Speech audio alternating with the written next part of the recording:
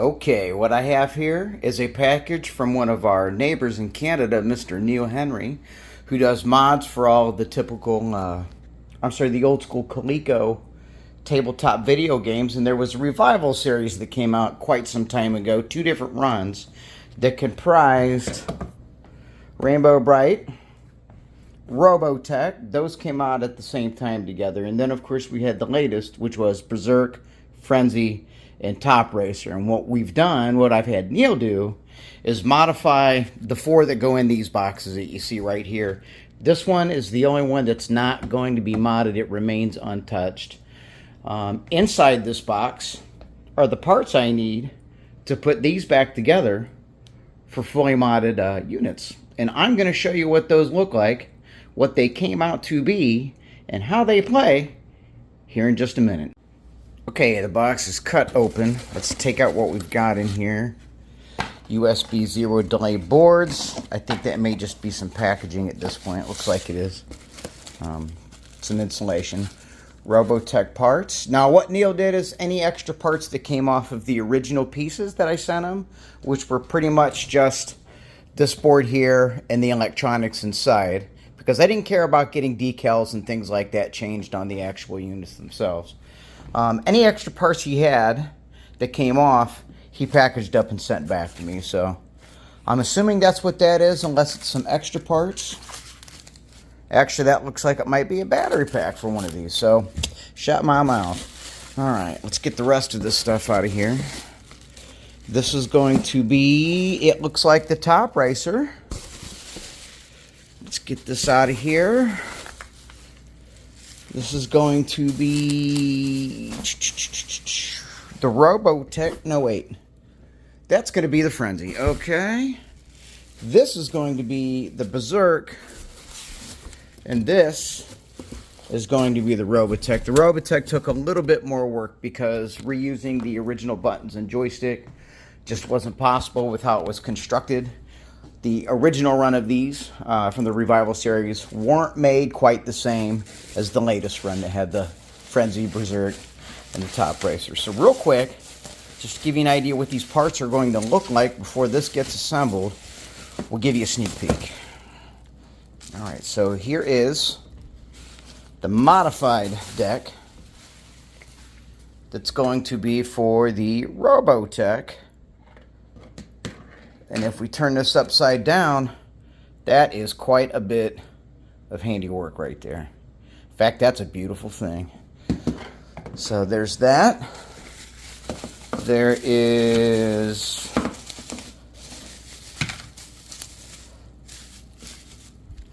our look at, this is going to be the Berserk.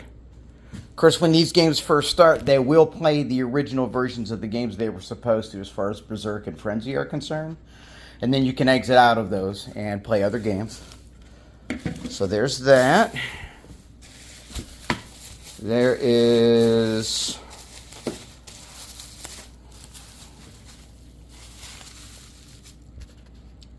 the Frenzy, which is pretty much going to look the same. Same part, same concept. It works in the same fashion. And then we've got our last one here.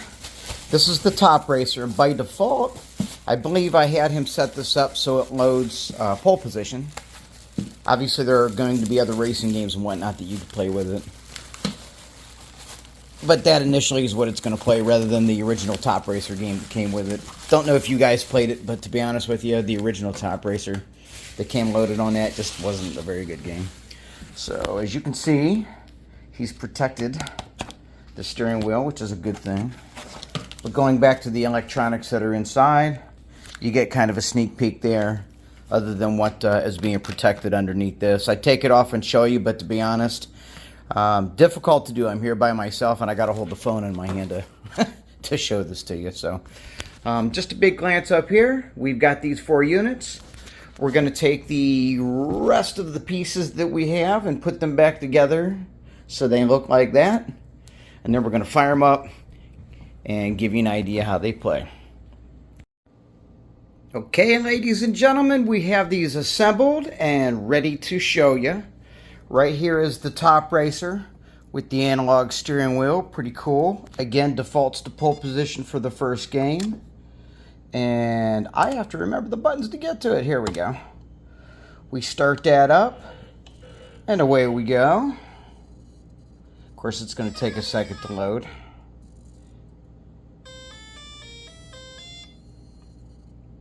And that wasn't from this machine, that's from one of the others, but we'll get to that here in a minute. So, going through its startup screens, there we go.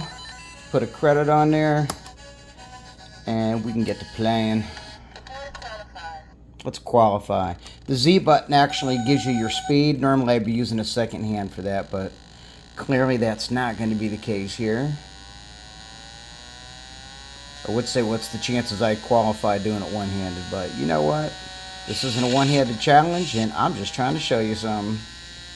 Can I get through those cars? Oh, doggone it. Anyways, we come over here to Frenzy. Same thing. Defaults to that first. Again, there's other... Oops. Again, there are other games you can go to, you know, on various menus, but Frenzy is going to be the focus for this one, and it starts up the same way. Same thing for Berserk. Pretty much identical in their setup. So we'll fire that up too. And we'll get to the Robotech one here in a minute. But we'll let this get going. You can see Berserk loading. Frenzy. It actually came up a second ago, but I missed the screen, so no big deal.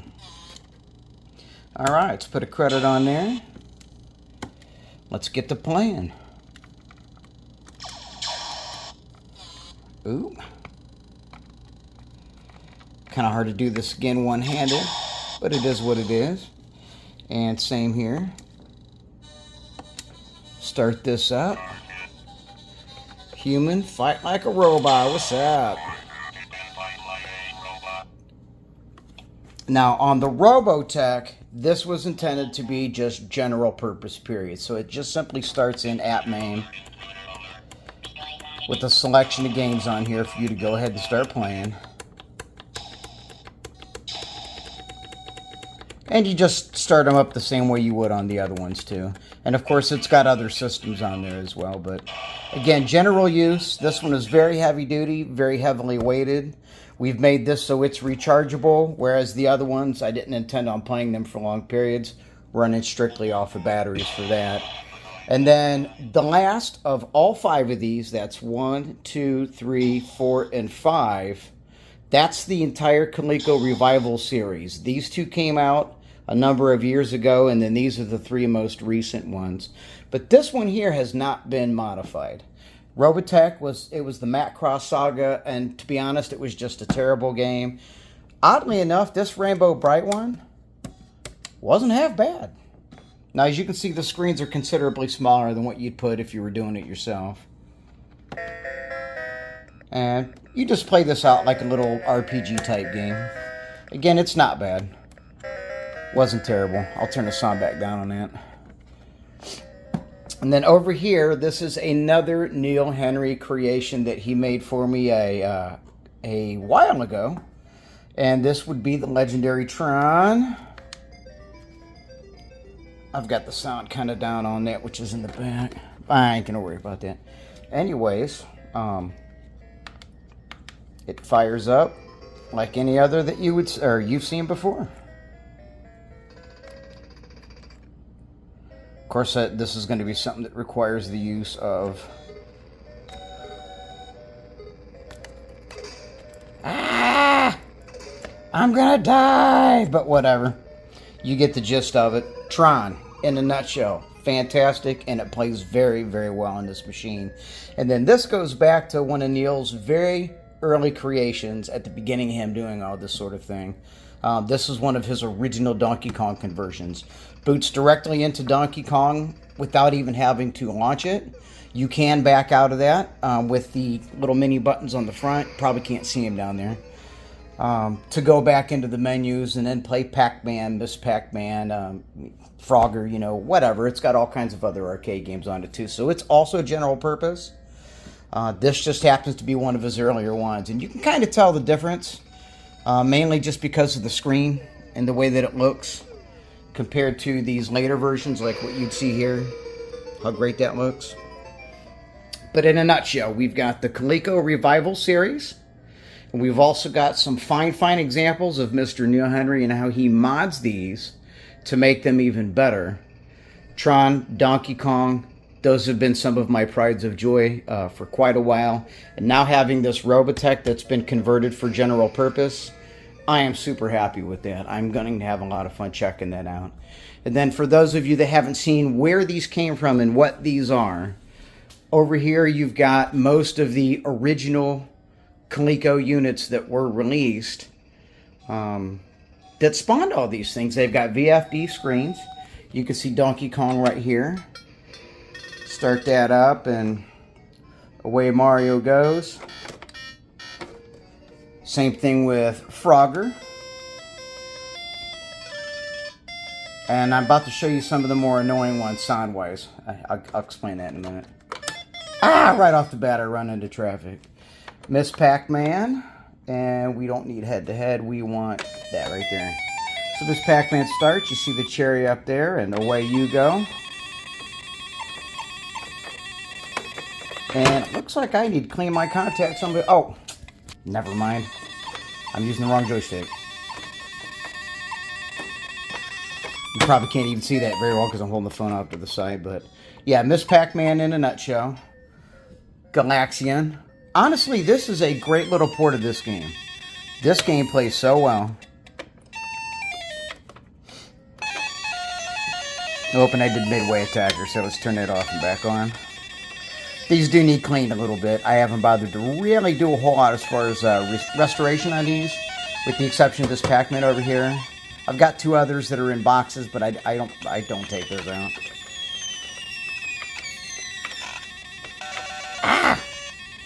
And then this is the one here that when I first got this back in the house, drove my wife absolutely nuts. Because she had to hear this sound over and over.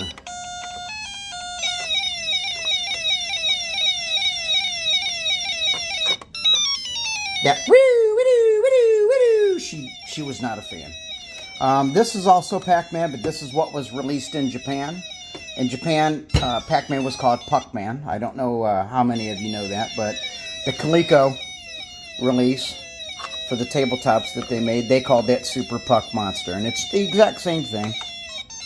You'll just notice the screen looks a little different. Reason being, in this one, there's an overlay that changes some of the colors that simply isn't present on this. So if you take this board out, rip the overlay off, and then change the stickers, you've effectively just replicated a Super Puck Monster. But this is just simply the Japanese version of Pac-Man. So that's it, guys. That's the original Coleco tabletop set of games, minus a couple. There were a few more that were made. There's also ones that light up, I believe, Donkey Kong Jr. You put a light over top of it and it shines down through the top. Very similar to... I forget the name of the company that makes them, but there were knockoffs of these. As a matter of fact, I've got an example one right here. Real quick. Down here, it wasn't this cube, right? It's not made by them, but this is the one I'm talking about. Not sure if I got batteries in it or not. Doesn't feel like I do. But the way this works, the way this one works, you turn it on, and the screen, oh, there it is on. It's hard to see. But it needs a light. Let's go get a screwdriver. Dun, dun, dun, dun. Screwdriver. Let's go get a flashlight. Wah! Now watch what happens when I shine it on here.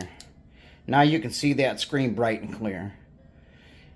It was a neat battery saving technique. Batteries last very long and something like that. But the problem with them, it's just kind of a pain in the butt. So anyways, Coleco Revival Series. Neil Henry mods these. He's got a Facebook group called Old Made New if you're interested in checking any of that stuff out. Getting anything from him. He does top-notch work and he's a great guy to deal with. I obviously recommend the guy for me to have all these things. So, and then of course, nostalgia. What can I say? That's it. Hope you guys enjoy what you saw. Thanks.